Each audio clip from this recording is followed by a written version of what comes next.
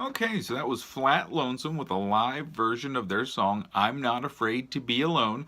That was actually filmed by a lady named Carol McDuffie. I found it on YouTube because their new album "Silence in These Walls" isn't on YouTube yet. Now, Flat Lonesome is like the number one young band in traditional mainstream modern bluegrass right now, and that's really because they have great composition, great song selection, great sound with their instrumentals and their harmonies, and they really represent what the future is at a mainstream level. And right before that was the Becky Buller Band, another band that really represents the future of modern mainstream bluegrass. That's their latest single, Calamity Jane. Now, Becky, the lead singer and fiddle player, co-wrote that song with Tim Stafford of the band Blue Highway, and that's about the legendary Western historical figure of the same name. And on this song, there's a guest appearance by legendary band leader in her own right, Rhonda Vincent. She's on the harmony vocals, and I think that her voice and Becky's really complement each other nicely. And that's probably part of the reason why this song has been so successful for the Becky Buller Band, and it's been on the airplay charts for a long time now. And I think that's also a really good example of how the future in modern mainstream bluegrass is definitely very female, with folks like Rhonda Vincent still at the top, but Flat Lonesome, the Becky Buller Band, and of course Gina Close at the top of mainstream modern bluegrass right now also. Now, if you're unfamiliar with the name, Gina Close is the current banjo player for Chris Jones and the Night Drivers. So that's her banjo you heard on Range Road 53, and then also obviously her instrumental, La Puerta del Diablo. But the Night Drivers represent a thread that runs through the majority of that set. Everything from the Dusters through the Becky Buller Band are connected by the Night Drivers. Now that's because before the formation of the Infamous Stringdusters, Jeremy Garrett was a member of Chris Jones and the Night Drivers. And that's why he still writes with the bass player John Weisberger, and he also, I believe, played some fiddle on their latest album, Made to Move. And back when Jeremy was in the band, the banjo player for Chris Jones and the Night Drivers was a guy named Ned Luberecki. So I had an instrumental off his album Take 5, but he's also now the banjo player for the Becky Buller Band. He left in 2016, and at that point in time, he was replaced by Gina Close. So you see, it all comes full circle. It's all connected.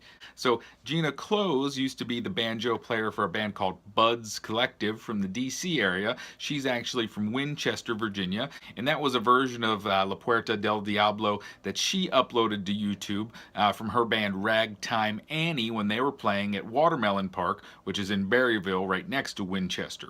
And I included that because there's no songs from her awesome new album True Colors on YouTube yet, but I really recommend you check it out. I'm going to put a link down in the description here. I was actually going to include the song Puppet Show, which is the first song off that album, because I think it's not only an awesome representation of her singing, but her songwriting as well. And it's almost like the bluegrass equivalent of a diss track or something. So check it out. It's a really cool song that's actually been getting a lot of awesome airplay on Sirius XM lately. And I think now's a good time to point out another big connection for Chris Jones and the Night Drivers, and that is to Sirius XM Bluegrass Junction. You see, Chris Jones, Ned Luberecki, and John Weisberger all host shows on Sirius. Chris Jones is actually a full-time DJ, and he hosts the True Grass show on Friday afternoons, and that's the show that focuses on the history of bluegrass. John Weisberger co-hosts and produces Handpicked with Del McCurry, and I love how they're great about showing off the old and the new of bluegrass and mashing it all together in one show. Whereas Ned Luberecki, he is actually the host of Derailed, which is Sirius's progressive bluegrass show.